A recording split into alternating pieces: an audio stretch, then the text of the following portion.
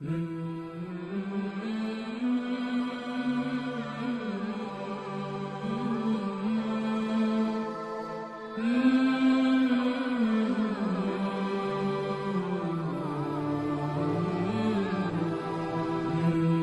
اللہ الرحمن الرحیم۔ السلام علیکم ورحمۃ اللہ وبرکاتہ۔ ان کی قوم کا یہ عقیدہ تھا کہ ان کے دیوتا سب کچھ سنتے اور ہماری مرادوں کو پورا کرتے ہیں۔ وہ اپنے پجاریوں اور معتقدوں سے خوش اور اپنے دشمنوں اور مخالفوں سے سخت انتقام لے لیتے ہیں۔ ابراہیم علیہ السلام نے جب ان دیوتاؤں کو توڑ پھوڑ ڈالا تو بڑے بت کو چھوڑ دیا۔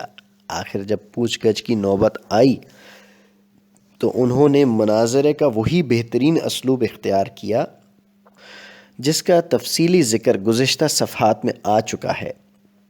اور نتیجہ یہ نکلا کہ کاہنوں، پجاریوں اور ساری قوم کو یہ اعتراف کرنا پڑا کہ ہم ہی غلطی پر ہیں، اور تو خود حقیقت شناس ہے کہ ان میں گویائی کی طاقت نہیں ہے۔ لہٰذا ان دونوں جملوں میں ایک بات بھی ایسی نہیں ہے جس کو حقیقتاً یا صورتاً جھوٹ کہا جا سکے۔ یہ دو باتیں تو قرآن کریم میں مذکور ہیں، لیکن صحیح بخاری، صحیح مسلم اور بعض دوسری حدیث کی کتابوں میں مستورہ بالا دونوں باتوں کے علاوہ ایک تیسری بات کا بھی ذکر ہے۔ یہ حدیث ان الفاظ سے شروع ہوتی ہے، بخاری شریف کی یہ حدیث ہے: نہیں جھوٹ بولا کبھی ہرگز ابراہیم نبی علیہ السلام نے مگر 3 جھوٹ، اور پھر تفصیل کے ساتھ ان تینوں کو شمار کیا ہے۔ ان میں سے 2 کا ذکر ابھی ہو چکا ہے، اور تیسری بات میں یہ مذکور ہے کہ ابراہیم علیہ السلام کا جب مصر سے گزر ہوا تو انہوں نے مصر پہنچنے سے پہلے اپنی زوجہ مطہرہ حضرت سارہ علیہ السلام سے یہ فرمایا کہ یہاں کا بادشاہ جابر و ظالم ہے، اگر کسی حسین عورت کو دیکھتا ہے تو اس کو زبردستی چھین لیتا ہے، اور اس کے ساتھ مرد کو اگر وہ اس عورت کا شوہر ہو تو قتل کر ڈالتا ہے، اور اگر کوئی دوسرا عزیز ہے تو اس سے کوئی تعرض نہیں کرتا۔ تم چونکہ میری دینی بہن ہو اور اس سرزمین میں میرے اور تمہارے علاوہ کوئی دوسرا مسلمان نہیں ہے، اس لیے تم اس سے کہہ دینا کہ یہ میرا بھائی ہے۔ چنانچہ ایسا ہی ہوا، اور جب شب میں اس نے ارادہ بد کیا تو اس کا ہاتھ شل ہو کر رہ گیا، اور وہ کسی طرح حضرت سارہ کو ہاتھ نہ لگا سکا۔ یہ دیکھ کر اس نے سارہ رضی اللہ تعالیٰ عنہا سے کہا، اپنے خدا سے دعا کر کہ میرا ہاتھ درست ہو جائے تو میں تجھ کو رہا کر دوں گا۔ سارہ نے دعا کی، مگر اس نے پھر ارادہ بد کیا، دوبارہ اس کا ہاتھ شل ہو گیا۔ تیسری مرتبہ پھر یہی قصہ پیش آیا۔ یہ دیکھ کر اس نے سارہ رضی اللہ عنہا سے کہا، اپنے خدا سے دعا کر کہ میرا ہاتھ درست ہو جائے تو میں تجھ کو رہا کر دوں گا۔ سارہ نے دعا کی، مگر اس نے پھر ارادہ بد کیا، دوبارہ اس کا ہاتھ شل ہو گیا۔ تیسری مرتبہ پھر یہی تمام قصہ پیش آیا۔ تب اس نے کہا، معلوم ہوتا ہے یہ جن ہے، انسان نہیں ہے، اس کو میرے پاس سے جلد لے جاؤ، اور ساتھ ہی ہاجرہ کو حوالہ کر کے کہا کہ اس کو بھی اپنے ساتھ لے جا، میں نے تیرے حوالے کیا۔ جب سارہ رضی اللہ عنہا ہاجرہ رضی اللہ عنہا کے ساتھ لے کر حضرت ابراہیم علیہ السلام کے پاس پہنچیں تو انہوں نے حال دریافت کیا، اور سارہ رضی اللہ عنہا نے مبارکباد دی اور کہا، شکر ہے خدائے عز و جل کا کہ اس نے ہم کو اس فاسق و فاجر سے نجات دی اور آپ کے لیے ایک خادمہ اور ساتھ کر دی۔ حضرت ابو ہریرہ رضی اللہ تعالیٰ عنہ نے یہ حدیث نقل کر کے فرمایا، اے شریف النسب اہل عرب، یہ ہیں وہ ہاجرہ جو تم سب کی ماں ہے۔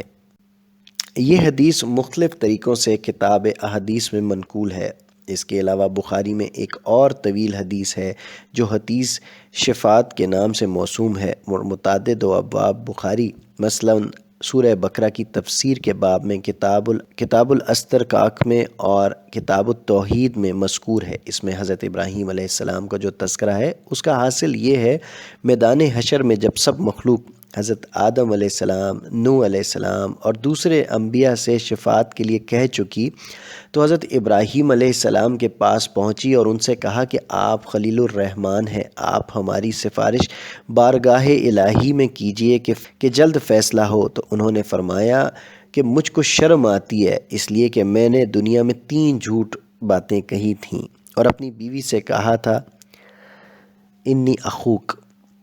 یہ روایت کتاب حدیث میں اجمال و تفصیل کے ساتھ مختلف طریقوں سے روایت کی گئی ہے۔ بعض میں صرف اجمالی اعتبار اس قدر تذکرہ ہے کہ ہر نبی اس وقت اپنی لغزش کو بیان کر کے معذرت کریں گے کہ وہ شفاعت نہیں کر سکتے،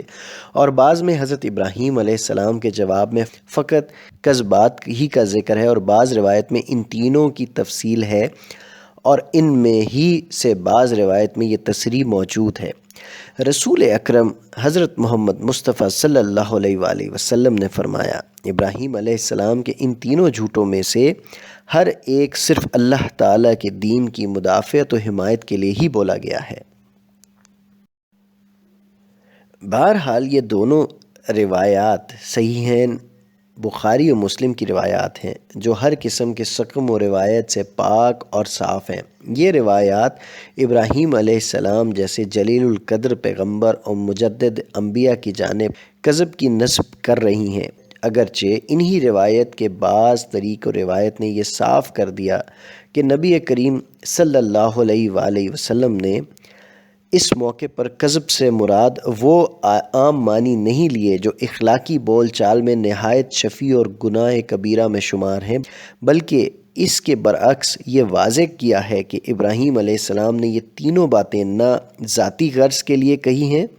نہ دنیاوی مصلحت کے پیش نظر، بلکہ معاندین حق کے مقابلے میں خالص اللہ تعالیٰ کے دین کی حمایت میں کہی ہیں۔ اس کے باوجود جو بات دل میں کھٹکتی اور قلب پر ایک بھاری بوجھ محسوس ہوتی ہے، وہ حدیث کی تعبیر یہ ہے۔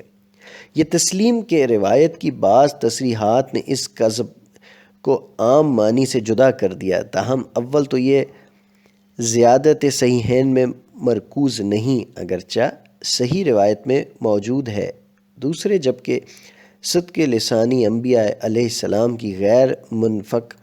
اور عصمت نبی کے لیے ایک ضروری صفت ہے، نیز جبکہ خصوصیت کے ساتھ قرآن کریم نے حضرت ابراہیم علیہ السلام کے متعلق حسب ذیل امتیازات کا صراحت کے ساتھ ذکر فرما دیا ہے، تو پھر ان کے ساتھ صورت بھی کذب کی نسب کیسی؟